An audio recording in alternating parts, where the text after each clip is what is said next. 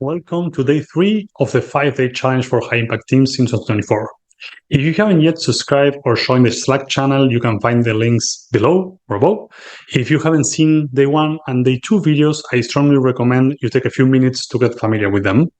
So far, we have done an evidence-based assessment on your team's practices and use of the model to define the key areas of improvement.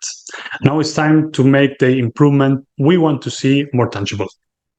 And in your product work, you have seen it many times. When we operate without a clear product vision, we lose sight of the ultimate goal. We may pursue diverse, even conflicting priorities, resulting in lack of focus and cohesion. Decisions become ad hoc and reactive, and progress is slow or mediocre. The same will happen to ways of working improvement efforts.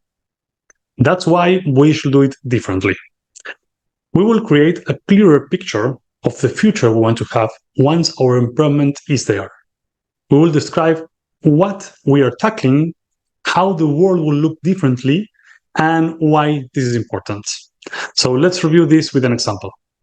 So you can see here that the instructions are very short, but I wanted to talk about an example because at the end of the day, what we want to clarify is what is the area of practice that we are trying to improve in more mundane words, why it's important, and how it will look like in the future. So in this case, we have a company that is trying to consolidate their outcome orientation. So it's kind of stage 2 company. And we want to improve how teams focus on outcomes instead of outputs and start finding opportunities to improve the key metrics of their products.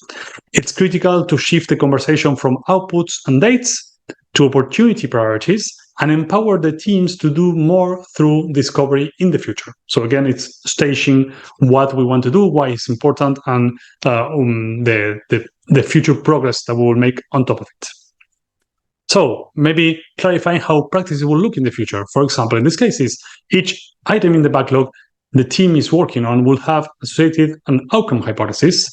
During the planning session, these outcomes will be shared with the entire team, and the proper tracking necessary to check the results will be part of the work to be done. So, for example, in this case, this company was lacking these indicators to see if features were successful or not.